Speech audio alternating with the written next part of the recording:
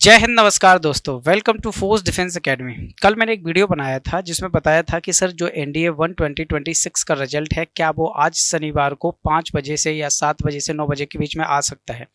बहुत सारे बच्चों ने ये कमेंट किया था कि सर क्या ऐसा पॉसिबल है कि पिछली बार की तुलना में इस बार का जो रिजल्ट है वो सेम ड्यूरेशन के बीच में ही आए। तो मेरी बात ध्यान से आप सुनना, यूपीएससी ने इस बार थोड़ा सा चेंजेस किया है। आपने पीछे थंबनेल में देख लिया होगा कि एनडीए 1 2026 का जो रिजल्ट है उसमें देरी हो क्यों रही है। इस बात को समझने के लिए सबसे पहले हम पिछले वाले रिजल्ट की तरफ चलेंगे। पिछली बार का जो पेपर हुआ था, पेपर होने के लगभग 20 से 22 दिन बाद अपना क्या आ चुका था, रिजल्ट आ चुका था।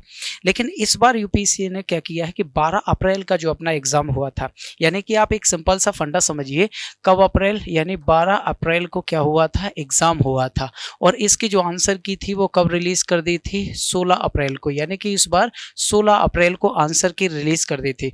साथ ही यूपीएससी ने 18 अप्रैल से लेकर 22 अप्रैल के बीच में, ध्यान से सुनिए, इस डेट को मेंशन करना, 18 अप्रैल से लेकर 22 अप्रैल के बीच में एक करेक्शन विंडो, या फिर आप ऐसे समझ लीजिए कि अगर आपको अपनी कॉपी में दिक्कत लग रही है, समस्या लग रही है या एरर लग रही है, तो आप ऑब्जेक्शन लेने के लिए जो करेक्शन विंडो ओपन की थी वो लगभग 18 अप्रैल से 22 अप्रैल के बीच में।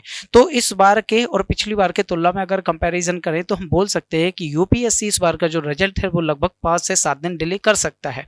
ऐसा इसलिए बोल रहा हूँ क्योंकि पिछली बार ऐसा बिल्कुल भी नहीं था कि पहले कॉपी के लिए आंसर की आए और आंसर की ऑब्जेक्शन के लिए आपको अलग से टाइम दिया जाएगा। इस बार ऐसा हुआ है, 12 अप्रैल को आपका पेपर हुआ है, 16 अप्रैल की आपकी आंसर की आई है और 18 अप्रैल से 22 अप्रैल के बीच में आपके कॉपी का जो रीचेकिंग ऑब्जेक्शन था वो टाइम पीरियड आपको दिया गया था। तो हम मान के चलेंगे कि जो एग्जाम है और जो एग्जाम के रिजल्ट का आने का जो टाइम ड्यूरेशन है वो 22 से 22 दिन बढ़ के लगभग ये 25 से 27 दिन हो सकते हैं। यानी कि हम कह सकते हैं कि ये जो रिजल्ट है वो अगले हफ्ते हर हाल में किसी न किसी कंडीशन में आ जाएगा और ये आने की पूर्णतः संभावना है। और बस इसी उम्मीद के साथ बिल्कुल आपको बने रहना फोर्स डिफेंस एकेडमी के साथ। तब तक के लिए नमस्कार, जय हिंद, जय भारत।